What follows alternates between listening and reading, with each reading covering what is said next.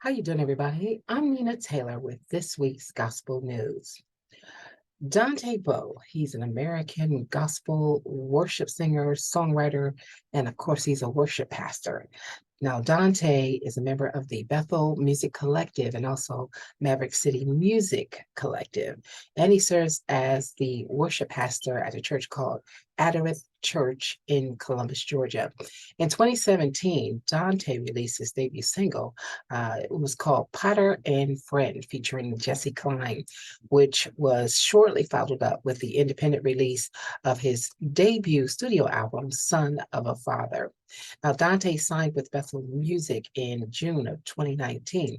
Then in 2020, he made his debut appearance with Bethel with the single Champion, which was featured on the album Revival is in the Air. Now, this was also followed up by the standalone single Don't Talk About It, featuring Jesse Klein, Be All Right, featuring Amanda Lindsay Cook, and Voice of God, featuring Stephanie Gretzinger, and also Chandler Moore was on it too. In 2021, he released his second studio album, which contained the single Joyful, or should I say the hit single Joyful. Now, Circles debuted at number 7 on Billboard's top gospel albums chart. Now, here's a Black History Month moment, and this week is being brought to you by SSB Journals. Now, what a journal is, something you can write in. Get your copy of Journey to Blackness and journal your family's uh, family tree. Journey to Blackness by SSB Music. You can catch it on Amazon Books. Carter G. Woodson was a scholar whose dedication to celebrating the historic contributions of African American people led to the establishment of Black History Month. Now, this is every February since 1976.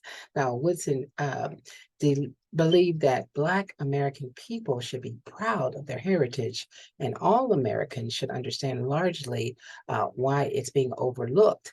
That is the achievements of African Americans. Now, Woodson overcame early obstacles to become a prominent historian and the author of several notable books on Black Americans. He was born in 1875 to illiterate parents who were former slaves. Now, Woodson's schooling was kind of erratic. He helped his family out on the farm when he was a young boy and a teen. He also worked into the coal mines till he was like around 20 years old. He was hungry for education, so he was kind of self-taught. He was teaching himself, he was reading, doing everything he could to just learn. Then at the age of 20, he was able to go back to high school and complete his diploma in less than 2 years. Now, he worked as a teacher and a school principal before obtaining his bachelor's degree in literature from Berea College, that's in Kentucky. Now, after graduating from college, he became a school supervisor in the Philippines and later traveled throughout Europe and Asia. In addition to earning a master's degree from the University of Chicago, he became the second Black American after W.E.B. Du Bois, that is, that attended Harvard University. He joined the faculty of Howard University, eventually serving as the dean of the College of Arts and Sciences.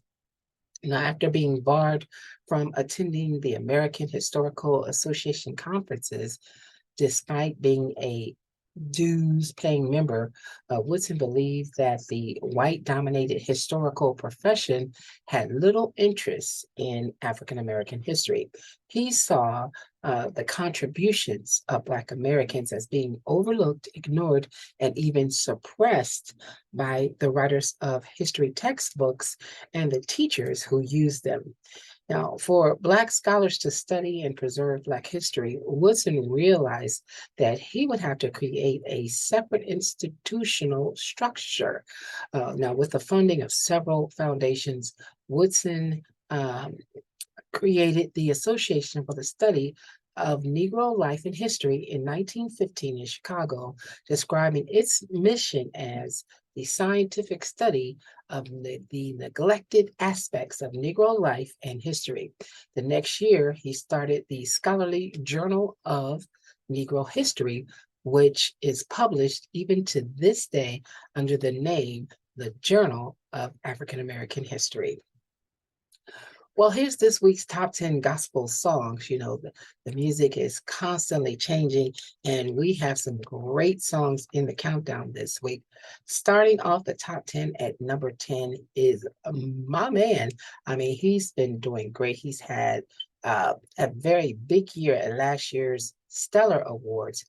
Pastor Mike Jr. with his song Impossible. Now, this song also features James Fortune. It is an awesome song, and I'm sure it's going to make its way straight to the top of the charts.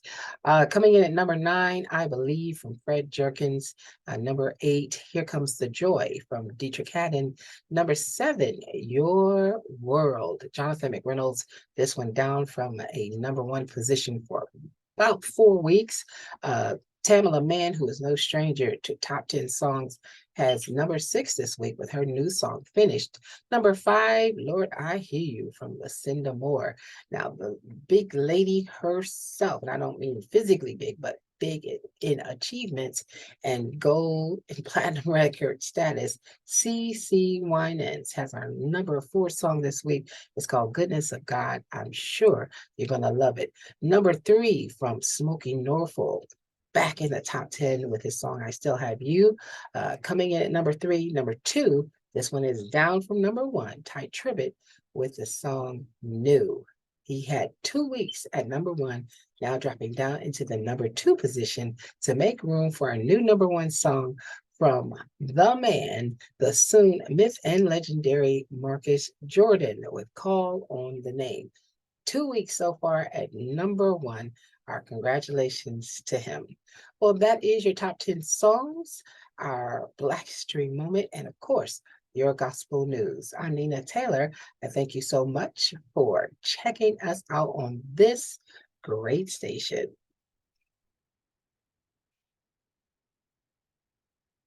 Are you kidding me?